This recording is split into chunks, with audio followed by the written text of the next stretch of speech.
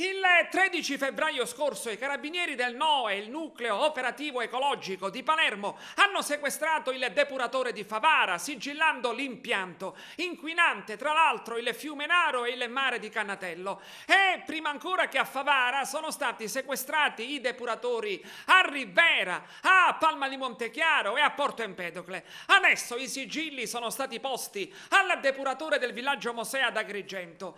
Nel frattempo 2.500.000 siciliani sono senza depurazione e la sanzione provocata dall'infrazione europea ammonta a 185 milioni di euro e si tratta di 75 euro per ciascun siciliano, come ha rilevato e conferma l'associazione ambientalista Mare Amico di Claudio Lombardo.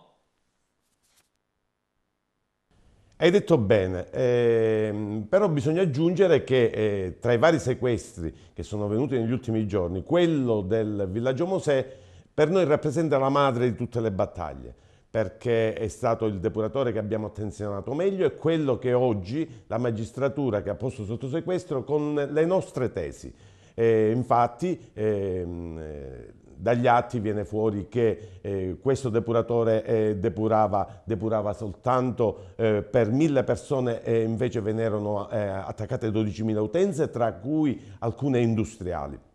Ma c'è di più. Chi doveva controllare nel tempo non aveva controllato, chi doveva sanzionare l'ente gestore per la mancata depurazione non l'aveva mai fatto, o addirittura nell'ultimo contributo diceva che tutto era a posto e l'ente gestore stava bene operando. Tutta una serie di fatti gravi che sono venuti fuori da una lunga indagine della magistratura.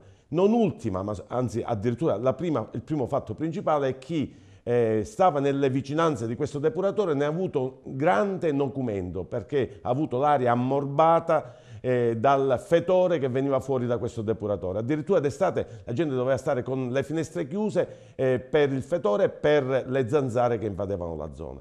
Negli ultime settimane, oltre a questo depuratore, sono caduti altri depuratori in provincia di Agrigento, ma non è che sequestrando questi depuratori il problema si risolve, anzi, tutt'altro.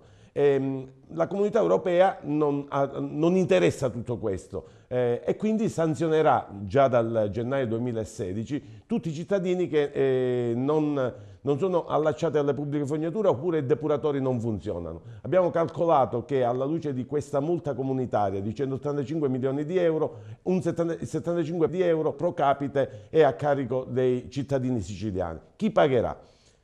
Nel nostro caso dovrebbe pagare Girgenti Acque, ma ovviamente Girgenti Acque spalmerà questa multa a tutte le utenze, a tutti i cittadini. Quindi, oltre al danno, anche la beffa della multa. Noi abbiamo dei soldi posteggiati dal CIPE alla Regione Sicilia, i progetti pronti, ma i lavori non partono e contemporaneamente la comunità europea ci multa. Un disastro.